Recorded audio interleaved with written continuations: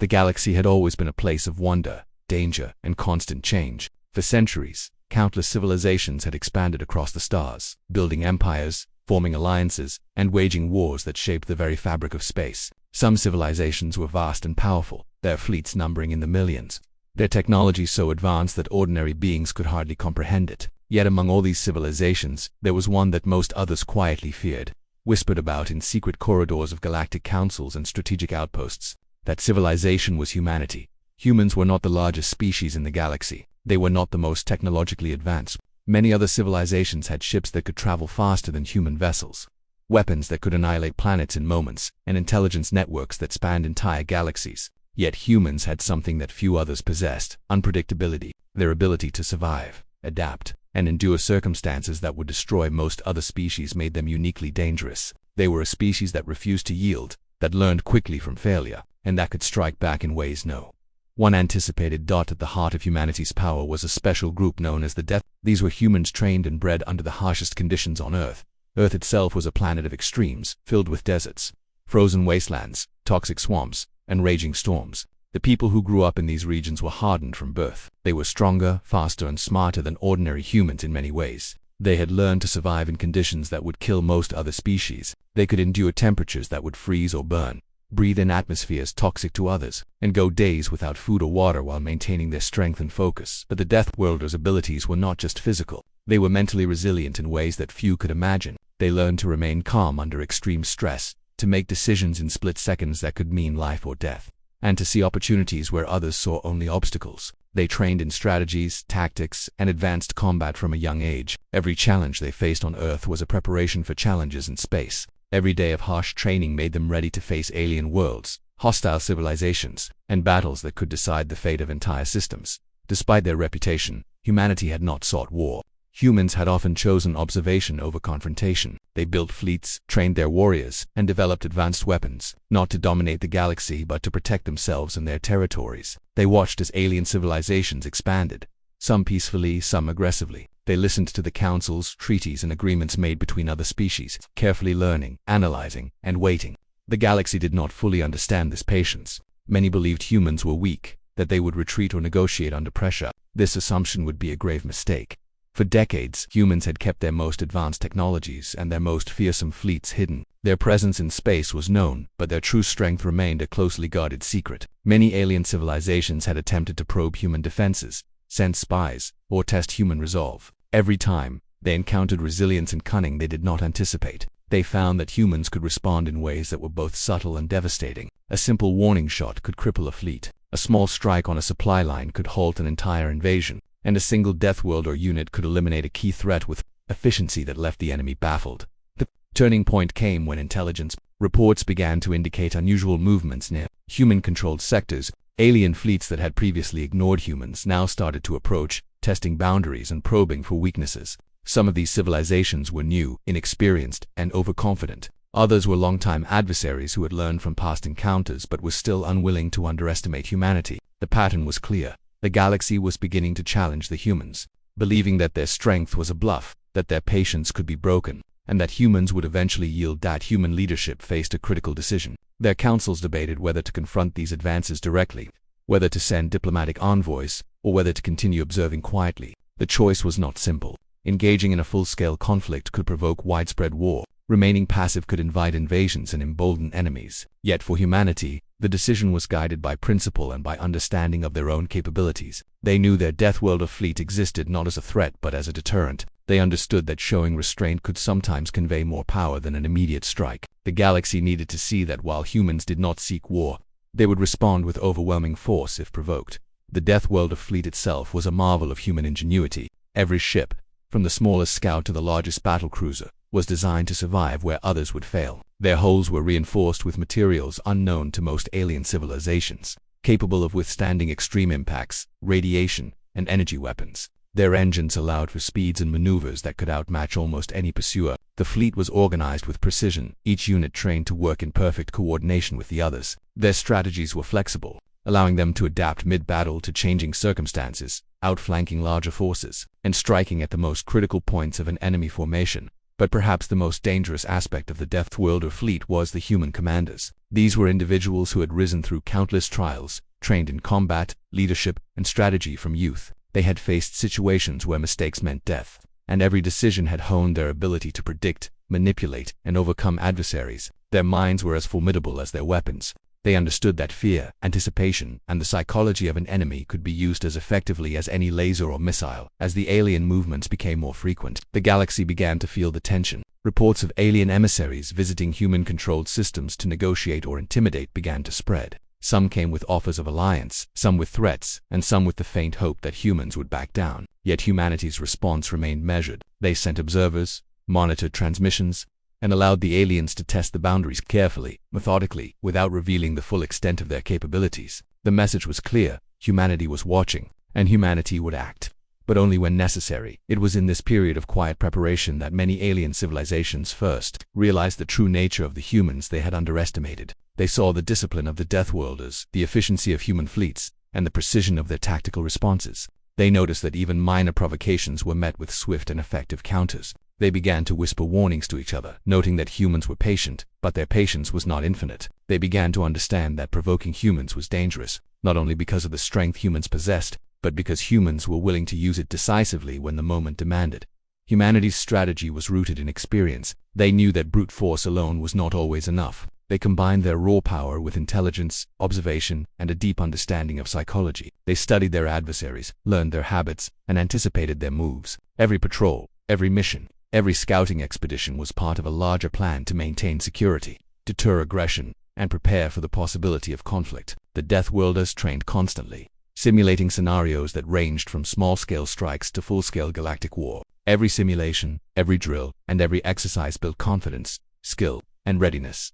Despite the looming threat, humans did not act rashly. They did not seek conflict for conquest or pride. Their goal was simple: survival, protection of their home systems, and maintaining the balance of power in a galaxy filled with unpredictability. They understood that in the cosmos, strength was respected, and weakness was exploited. By allowing their adversaries to underestimate them, humans ensured that when the time came, their response would be both swift and absolute. And so, the stage was set. Across the galaxy, alien civilizations moved, planned, and plotted, confident that they could outmaneuver humans, confident that the Deathworlder fleet was a bluff or an exaggeration. They did not yet know the true extent of humanity's power, nor did they understand the mindset of the species they were about to provoke. Humans, in turn, watched quietly, ready for the moment when patience had run its course, ready to demonstrate why the galaxy had learned to fear, respect, and never underestimate the Deathworlders. On this quiet tension, the galaxy itself seemed to hold its breath. The alien civilizations were unaware that humanity's most dangerous assets were not just the ships or the weapons, but the humans themselves, the warriors, thinkers, and strategists who had evolved to survive where others could not. The Deathworlders were more than soldiers. They were the embodiment of humanity's resilience, ingenuity, and unyielding will. Every day, they trained, prepared, and waited, knowing that when the moment arrived, the galaxy would witness a force unlike any other. For the humans, this was not about glory. It was not about proving dominance for its own sake. It was about demonstrating that humanity, forged in the harshest crucibles of Earth, could not be broken, could not be intimidated, and could not be defeated by conventional means. The galaxy, filled with civilizations that measured power in numbers and technology, had forgotten one simple truth: humans thrived in adversity. They were survivors, warriors, and thinkers combined into one species that refused to bow. And as the alien fleets drew closer, making their calculations and sending their emissaries, the Deathworlders waited. Every ship in their fleet, every pilot, every soldier was prepared. Every strategy, every plan, and every contingency had been considered. Humans were patient, but their patience was not weakness. It was preparation. And when the moment arrived, the galaxy would finally understand why the Deathworlder fleet was the most feared force in the cosmos, and why humanity, long underestimated, had earned its place among the stars. The galaxy had begun to notice changes.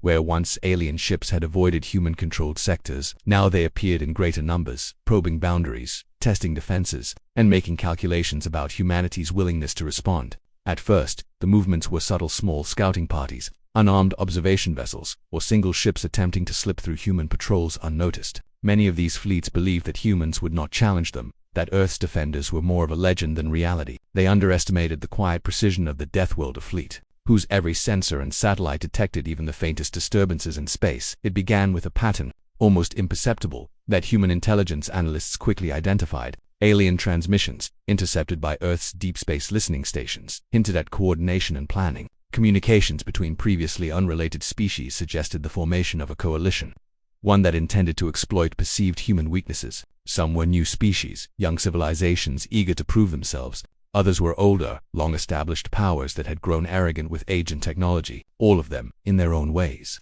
believed that humanity could be pushed aside. The first incidents were minor, seemingly insignificant, but they sent ripples of alarm across human command centers. A research probe disappeared near the fringe of a neutral system. A supply convoy returning from a distant outpost was delayed, its signal abruptly cut off, only to reappear later with signs of interference. Observers noted that small settlements on less defended planets were receiving messages of intimidation, subtle threats designed to test human resolve. At every stage, these acts were calculated to provoke, to force humans into a reaction before the aliens could be fully prepared. Despite these provocations, humanity's response was measured. The Deathworlder fleet remained in position, but all systems were on alert. Ships were moved into strategic locations, reconnaissance missions doubled, and every fleet commander was briefed on potential scenarios. Humans understood the importance of patience. A reaction too early could alert the aliens to human capabilities in ways that might provoke open conflict before humans were ready. A reaction too late could invite aggression that might compromise crucial territories.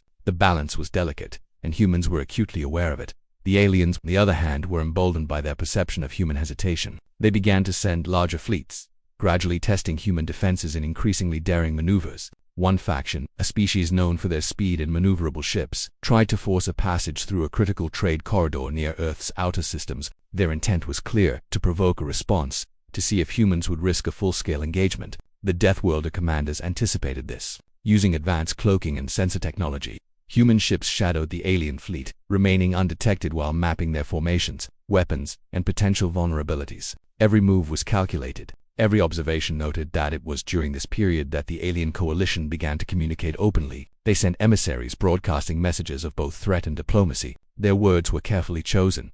They promised mutual benefits if humans stood aside, but they also made veiled threats, hinting at retaliation if humans interfered. Many alien leaders believed they were clever, that by offering the illusion of choice, they could manipulate human decisions. What they did not understand was that humans had long ago learned to see beyond appearances, to read intentions beneath words, and to anticipate moves before they were even made. The humans' intelligence divisions worked tirelessly. Analysts, strategists, and operatives pored over every transmission, every anomaly, every unusual movement in space. They discovered subtle patterns that indicated coordination between alien species that had never allied before. These were not random acts of curiosity or mischief. They were organized attempts to probe weaknesses in human defenses. Humans began to realize the scale of the challenge. Multiple alien civilizations, each with their own motives and technologies, were moving with unprecedented coordination. Despite the growing tension, humans maintained their calm. The Deathworlder fleet was not yet deployed in full force, but every ship was ready. Advanced weapon systems, long kept in reserve, were activated in simulations and drills.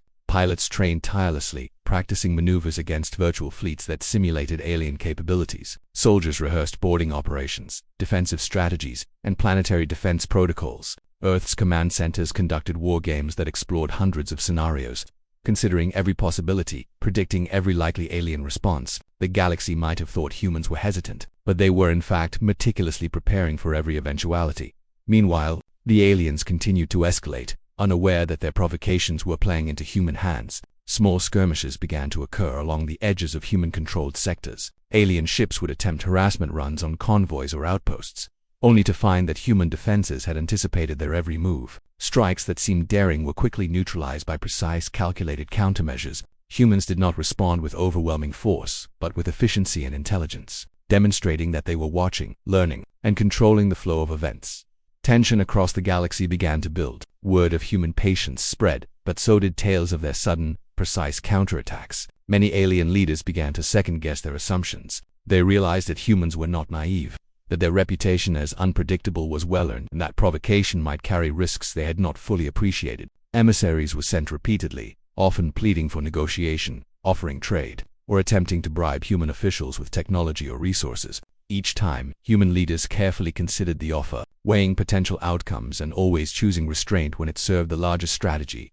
It was during one particularly tense week that an unusual movement caught human analysts' attention. A coalition fleet, larger than any previously observed, had gathered near a neutral star system. Their formations suggested a possible strike or occupation, but their intentions remained unclear. Human commanders recognized the danger if the aliens acted first. The damage could be severe, but if humans acted prematurely, it might escalate the conflict beyond control. The Deathworlder fleet moved carefully, shadowing the alien forces, gathering intelligence while remaining largely invisible. Every sensor, every drone, every satellite worked in unison to provide a clear picture of the approaching threat. At the same time, intelligence reports indicated growing cooperation among the aliens. Species that had once been rivals were now exchanging technology and tactics. Some had learned to imitate human strategies, attempting to predict responses to specific maneuvers. Yet the humans were always one step ahead. Every encounter, every skirmish, every test conducted by alien fleets added to humanity's understanding. The Deathworlders learned faster, adapted quicker, and used the galaxy itself as a training ground for their strategies. Despite the escalating challenge, human morale remained high. Earth's population, aware of the growing tension through carefully controlled communications, trusted in the Deathworlder fleet and their leadership. Across colonies and stations, civilians continued their work, maintaining trade, research, and daily life, confident that their guardians were ready. Unlike many alien civilizations that relied on fear and intimidation, humans combined discipline, intelligence, and preparation with resilience and hope. It was a rare combination that made them difficult to predict and impossible to intimidate. As the alien fleets continued their maneuvers, they began to sense that humans were more prepared than expected. Small probing attacks that had once succeeded were now met with resistance. Supply lines were protected, reconnaissance missions were intercepted before they could gather critical intelligence, and communications that attempted to sow discord within human ranks were countered with precision. What the humans were demonstrating their readiness without revealing the full scale of their capabilities. It was a subtle but unmistakable warning. Humanity would not be caught off guard, and any attempt at aggression would be met with overwhelming retaliation. The aliens, growing frustrated, tried to negotiate one final time. Messages poured in from multiple species, each with its own agenda, pleading for compromise, threatening consequences, or offering alliances. Some were sincere, hoping to avoid conflict that could devastate their civilizations. Others were clever, attempting to manipulate human strategy, believing that diplomacy could delay or prevent a response. Human leaders listened carefully but did not act hastily. They weighed every factor, considering both the immediate and long-term consequences behind the scenes. The Deathworlder fleet continued preparations. Ships were upgraded, weapons systems tested, and crews drilled for every conceivable scenario. Every day, humans improved their understanding of alien technology, analyzing weaknesses, and developing counters. The fleet operated with a level of discipline and coordination unmatched in the galaxy. Each ship, each crew member, each commander knew their role and the importance of timing, communication, and precision. It was a silent show of strength that no alien observer could fully measure. As the week drew to a close, the alien coalition realized that their attempts at intimidation had failed. Humans had not reacted as expected, and the Deathworlder fleet remained poised, ready to respond at the perfect moment. The challenge they had underestimated was now fully apparent. Humans were patient, intelligent, and prepared, and the galaxy's assumption that humans would retreat or negotiate under pressure was entirely false. The aliens' confidence began to waver. Their fleets, once eager for provocation, now hesitated, aware that any misstep could trigger a response that would be swift, precise, and devastating for humanity. This was the essence of the challenge. They did not seek conflict for its own sake, but they understood the importance of readiness. The rising pressure from the alien fleets tested their patience, intelligence, and preparation. Every movement, every communication, every encounter was part of a larger test not only of their physical capabilities but of their mental resilience. Humans thrived under pressure, adapted to the unknown, and used every challenge as an opportunity to grow stronger. Across the galaxy, alien fleets gathered, uncertain of the humans' next move, while the Deathworlder fleet watched silently, poised for action. The rising challenge was clear. Alien civilizations had tested humanity, probing their defenses and patience, but humans had neither yielded nor faltered. Every day of escalation had strengthened their understanding, honed their tactics, and prepared them for the moment when they would finally respond with the full force of the Deathworlder fleet. The galaxy was about to learn that testing humans was a dangerous game, and that patience, discipline, and preparation were only the beginning of humanity's true power. The quiet tension that had gripped the galaxy for months suddenly erupted into chaos. The alien coalition, frustrated by their failed attempts to intimidate humanity, decided to take decisive action. A massive strike force, composed of ships from multiple species, launched a preemptive attack on a human research station located in the outer rim of a critical sector. This station was not just a scientific outpost. It was a hub for communication, reconnaissance, and technological development. Its destruction would cripple human intelligence in the sector and send a strong message to the rest of the galaxy. humanity could be challenged. The attack was swift and unexpected. Alien ships emerged from cloaked positions, moving in precise formations designed to overwhelm the station's defenses. Explosions lit up the void of space as energy beams and missiles rained down. The station's shields absorbed much of the initial impact, but the aliens had calculated the weaknesses carefully. Internal systems began to falter, alarms blared, and crew members scrambled to contain fires and repair critical failures. Panic rippled through the station, but the trained personnel acted with remarkable discipline. Every operator, engineer, and security officer had drilled for situations like this, yet the scale of the assault was unlike anything they had anticipated. Meanwhile, human command centers received fragmented reports of the attack. The information arrived too late to prevent the initial strike, but in time to mobilize a response. The Deathworlder fleet, stationed strategically across the sector, immediately calculated the optimal deployment to intercept the alien force. Every ship's crew moved with precision, knowing that hesitation could result in the loss of the station and countless lives. Orders were given simultaneously across multiple vessels, with every maneuver calculated to maximize effectiveness, while minimizing exposure to enemy fire. As the fleet approached the combat zone, the true scale of the alien force became evident. Hundreds of ships, each armed with devastating weaponry, formed a formation designed for total destruction. Yet the humans did not falter. They split into coordinated units, taking advantage of superior tactics, adaptability, and intimate knowledge of the local environment. Smaller human vessels darted between larger alien ships, drawing fire and creating openings. Missile arrays targeted critical junctions in alien formations, and electronic warfare units scrambled enemy communications, causing confusion in their ranks. The battle intensified with every passing moment. Explosions lit the darkness of space, sending debris hurtling through the void. Alien commanders, confident in their numerical advantage, were shocked by the humans' efficiency. Every maneuver, every counterattack was executed flawlessly. The Deathworlders had studied alien strategies for months, anticipating their moves and preparing countermeasures. They adapted in real time, exploiting weaknesses in alien tactics that no one outside of human intelligence could have foreseen on the ground.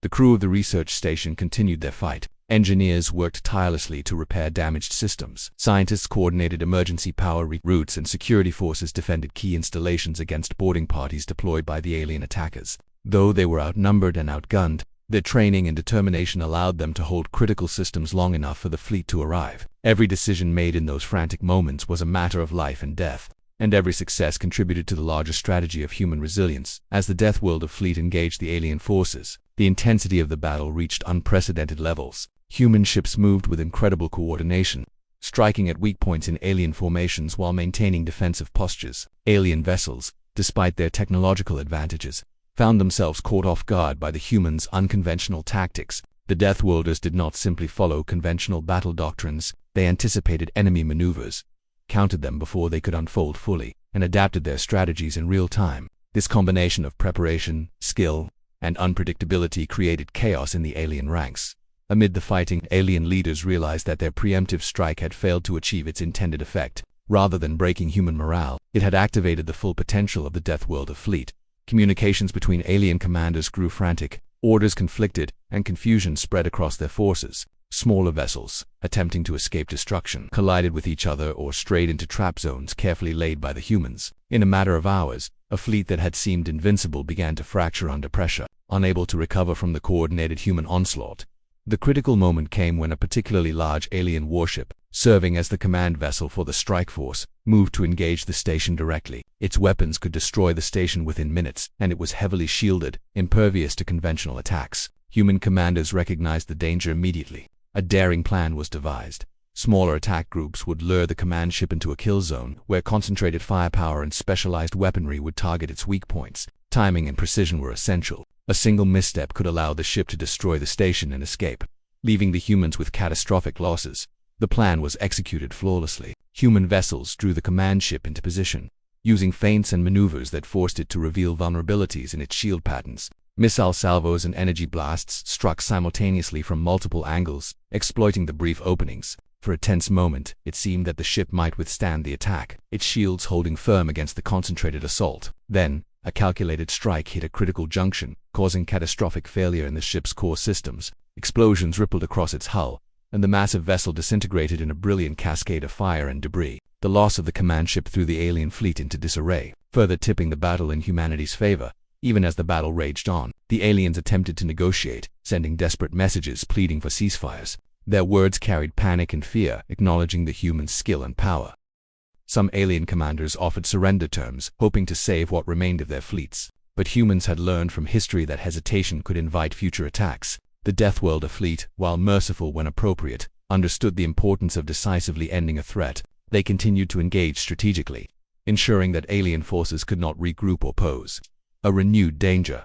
The aftermath of the engagement was both brutal and precise. The alien strike force was shattered, dozens of vessels destroyed, others incapacitated and drifting, their crews captured or neutralized. Human casualties were minimal in comparison, thanks to superior planning, coordination, and anticipation. The research station, though damaged, remained operational, a testament to human resilience and the effectiveness of their defensive measures. Every element of the battle, from fleet maneuvers to individual heroics, contributed to a clear demonstration of humanity's ability to overcome overwhelming odds. Across the galaxy, reports of the battle spread rapidly. Civilizations that had doubted humans were forced to reconsider their assumptions. The Deathworlder fleet had shown that humans could not only withstand attacks but respond with precision and devastating effectiveness. Alien species that had believed themselves superior were now faced with evidence that human adaptability, strategy, and determination were unmatched. Even those not directly involved in the battle began to whisper warnings to one another. Testing humans could result in catastrophe. Within the fleet,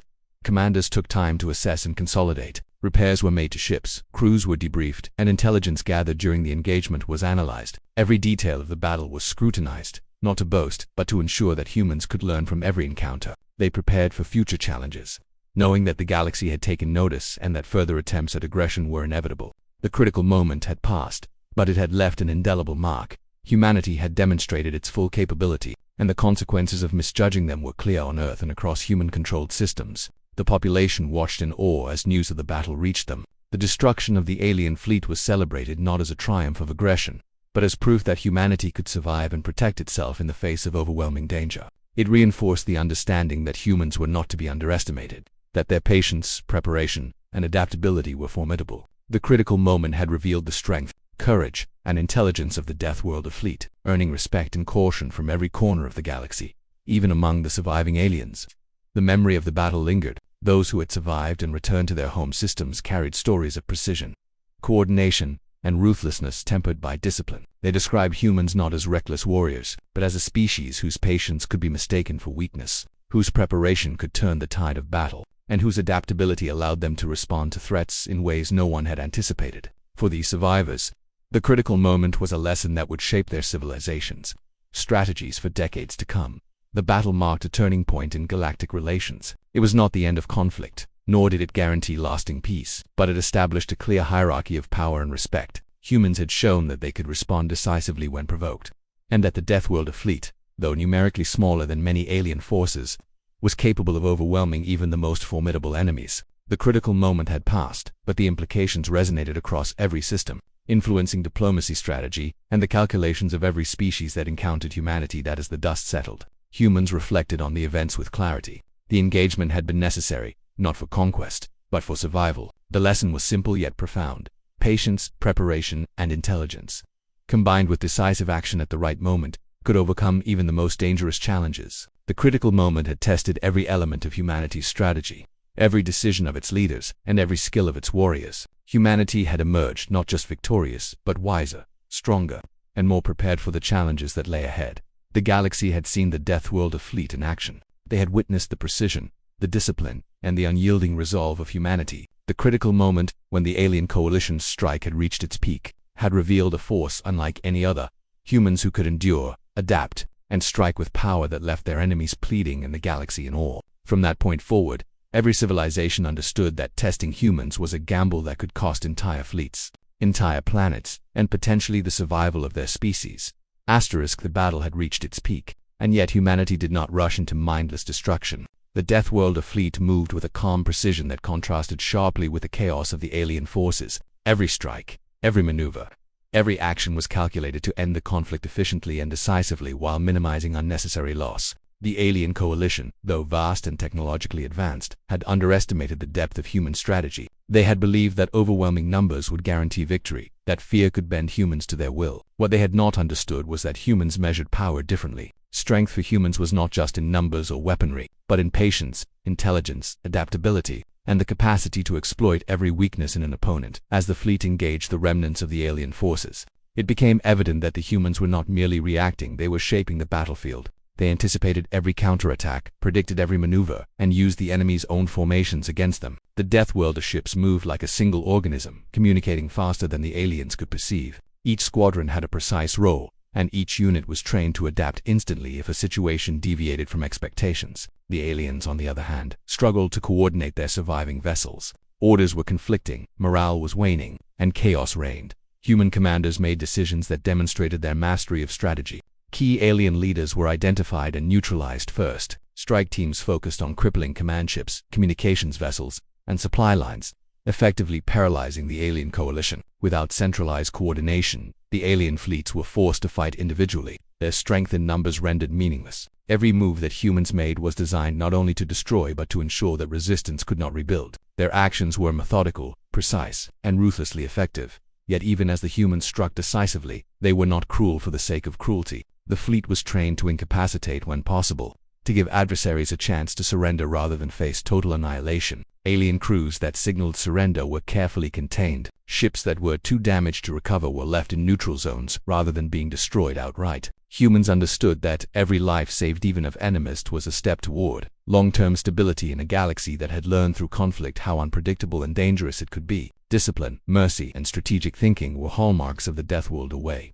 The aliens quickly realized that their options were running out. Their fleets were fragmented, their command structures broken, and their remaining ships isolated. Attempts to regroup were met with immediate and overwhelming response from humans, who exploited every opportunity to neutralize threats without hesitation. Some alien commanders attempted desperate maneuvers, sending their ships into unknown sectors or retreating at high speed, but the humans anticipated these moves. Tracking systems, long-range sensors, and expert prediction of enemy behavior allowed the Deathworlder fleet to intercept nearly every fleeing ship. Few escaped. On the ground, systems under threat were stabilized. Human teams repaired damaged infrastructure, restored communications, and secured vital research and trade stations. Engineers worked tirelessly to ensure that damaged defenses could be rebuilt quickly, while security units captured or neutralized alien operatives attempting sabotage. Even in the aftermath of battle, human efficiency and discipline shone through. The same skill, training, and resolve that had won space battles now ensured that human territory would remain secure and fully operational. Asterisk.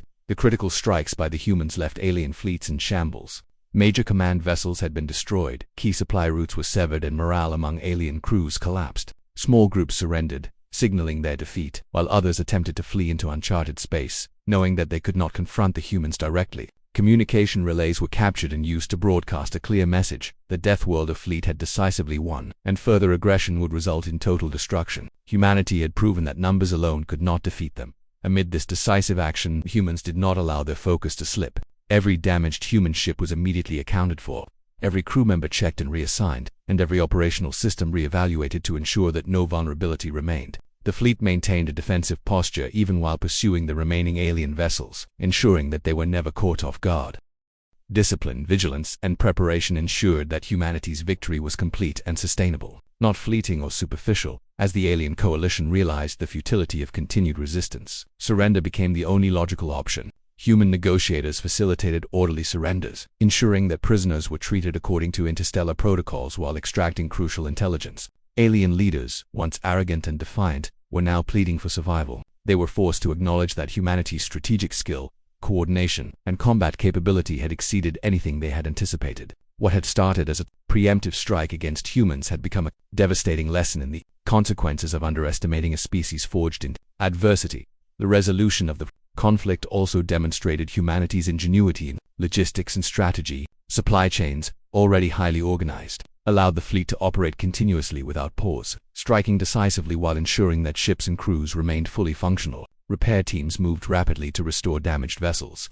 Medical teams attended to the injured, and tactical units analyzed every engagement for lessons learned. That humans understood that a decisive victory required more than brute force. It required efficiency, coordination, and constant attention to every detail. Every crew member, from the most junior pilot to the highest commander, that contributed to this meticulous operation. In the final hours of the battle, the remaining alien vessels were systematically neutralized or captured. Fleets that had once believed themselves unstoppable were now fragmented remnants, drifting without coordination. Human ships patrolled occupied sectors to ensure no resurgence could occur. Systems once threatened by invasion were now secure. Communications were re-established across all human-controlled territories, signaling not only operational recovery but also a demonstration of human control and authority.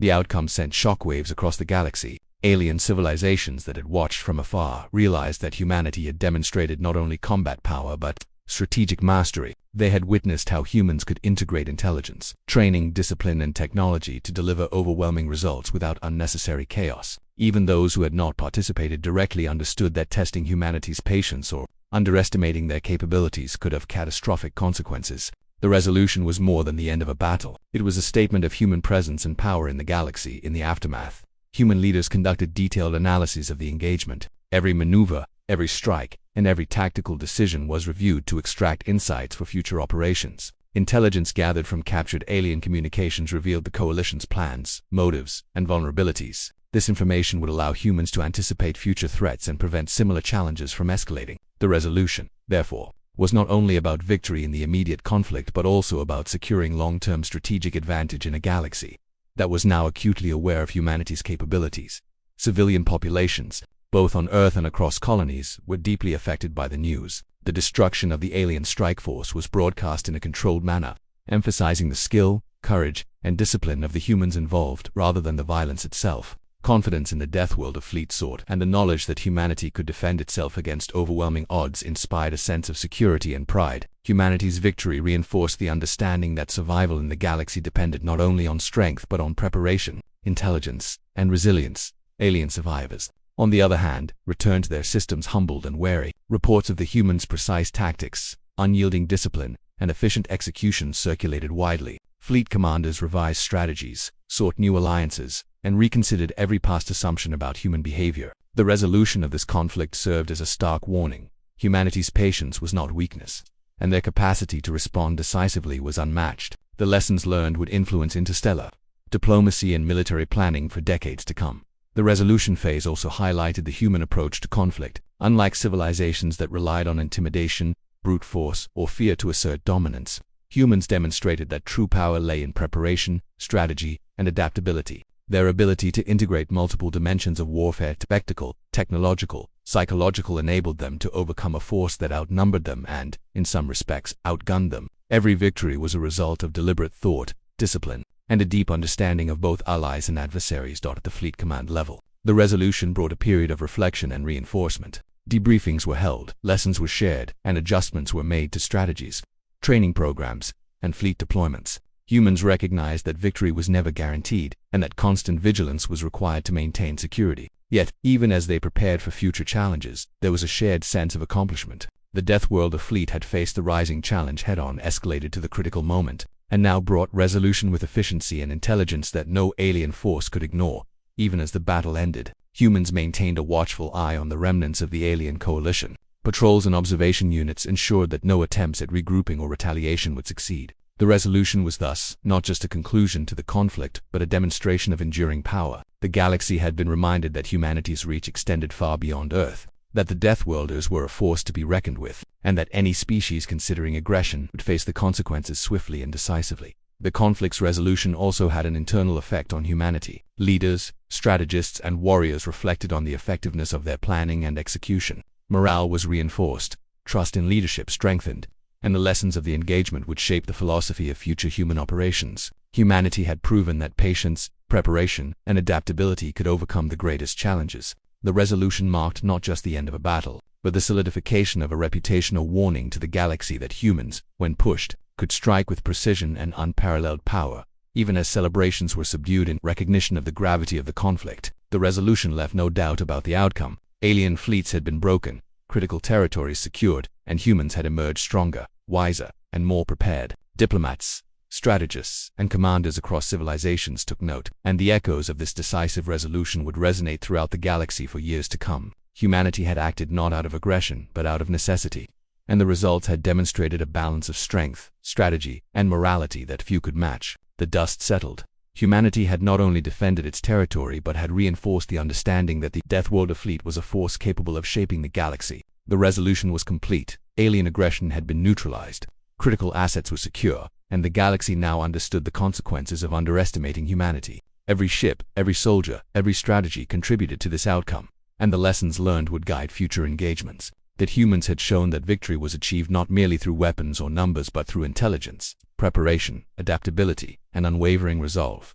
The galaxy had been forever changed. The echoes of the battle still resonated across countless star systems, from the distant outer reaches to the core worlds that had only watched in AW from afar. The Deathworlder fleet had demonstrated the full extent of humanity's power, decisively defeating a coalition of alien civilizations that had once considered themselves invincible. The victory was not merely a military triumph. It was a revelation to every species in the galaxy. The humans were no longer an underestimated force. They were a dominant presence whose patience, intelligence, and adaptability could not be ignored. In the immediate aftermath, the survivors of the alien coalition retreated to their home systems, battered and humiliated. Their fleets were shattered, their leadership fractured, and their morale broken. They had misjudged the humans, believing that sheer numbers and technological superiority could overwhelm them. Instead, they had been confronted by a species that could adapt, predict, and strike with devastating precision. The lesson was painfully clear.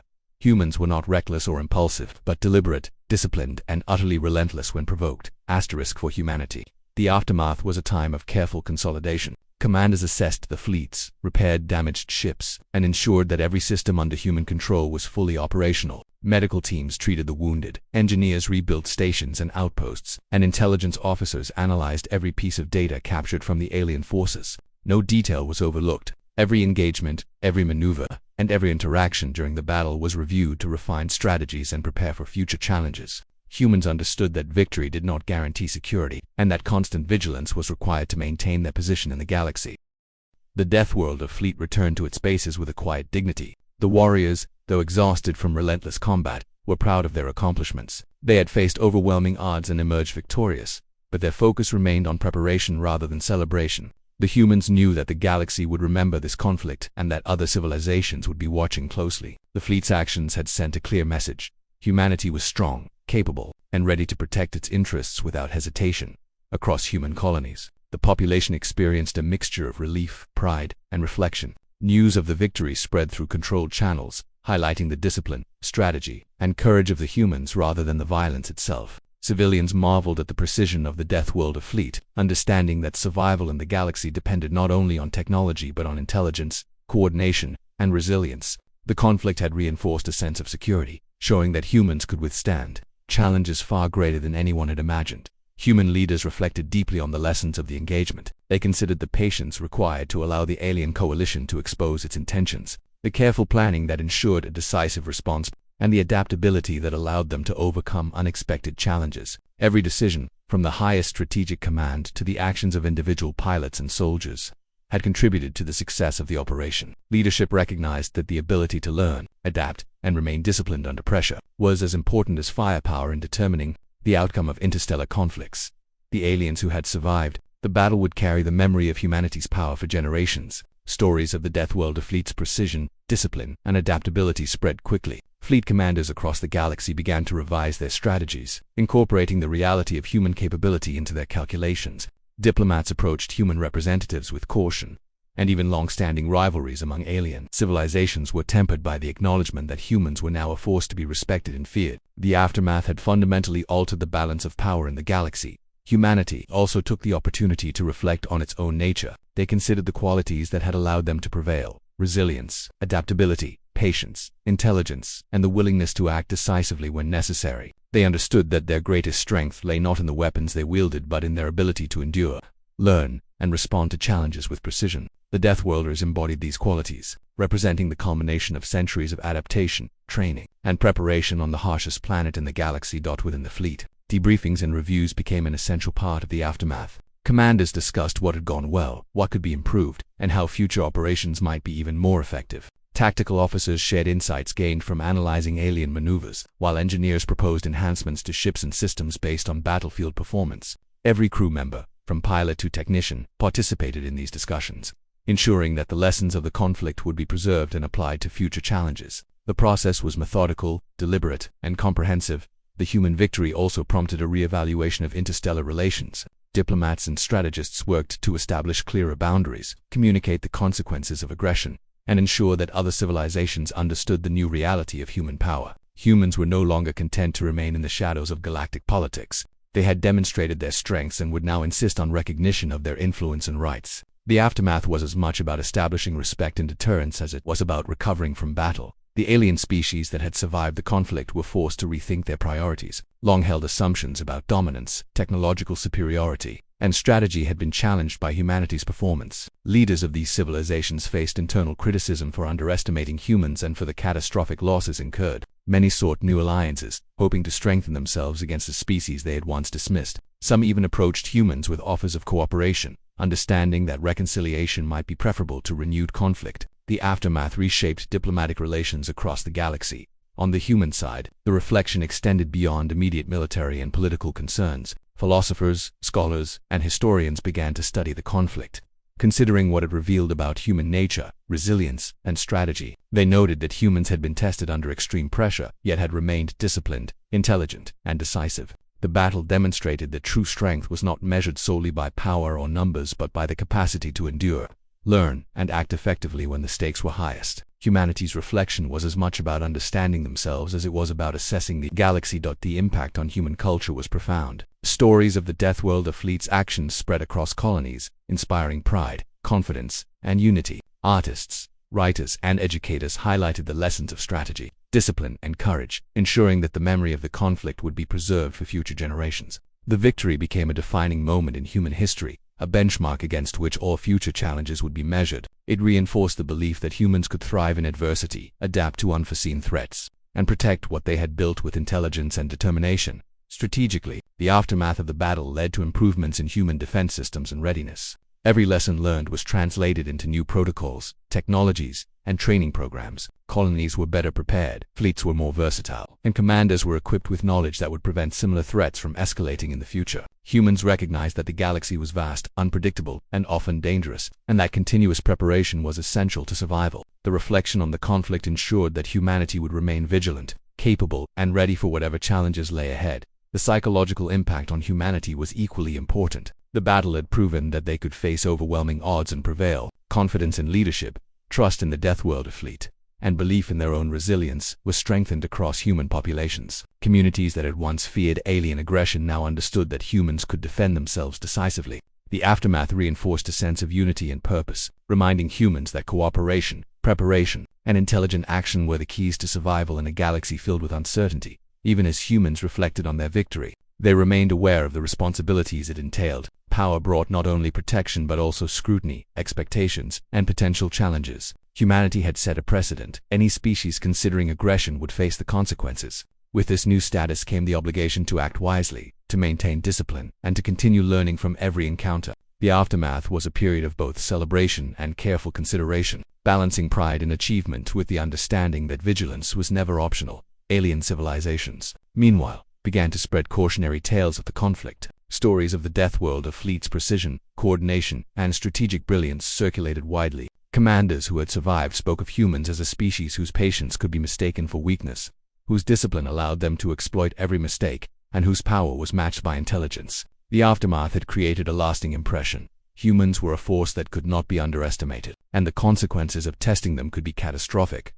The reflection on the battle extended to human philosophy and morality. Leaders considered the importance of restraint, strategic patience, and disciplined action. The conflict had shown that victory could be achieved not only through overwhelming firepower but through intelligence, adaptability, and careful planning. Humans had acted decisively, yet with purpose, demonstrating that true strength lay in balancing power with wisdom. The aftermath encouraged a deeper understanding of what it meant to be a species capable of surviving and thriving in the most challenging environments imaginable. Ultimately, the aftermath of the battle was a period of consolidation, reflection, and preparation. Humans secured their territories, rebuilt damaged systems, and ensured that the lessons learned would inform every aspect of their future strategy. The galaxy had witnessed the Deathworlder fleet in action, and the message was clear. Humanity was a force that combined resilience, intelligence, and precision, capable of overcoming the greatest challenges and reshaping the balance of power across the stars. The victory and its aftermath also strengthened the bond between human colonies, fleets, and Earth itself. Communication, trust, and coordination were enhanced, creating a more unified and capable species. Humans recognized that their strength was not only in individual warriors or ships but in their ability to operate as a cohesive, disciplined, and intelligent force. The reflection on the conflict reinforced this understanding, ensuring that humanity's position in the galaxy would remain secure for generations to come. As the dust settled, Humans looked outward, understanding that the galaxy was vast and full of potential threats, opportunities, and mysteries. The aftermath was not an end but a transition, a moment to learn, grow, and prepare for the future. Humanity's victory had shown what was possible when patience, intelligence, and adaptability were combined with decisive action. It was a triumph that defined an era, reshaped perceptions, and ensured that the galaxy would never again underestimate the human species.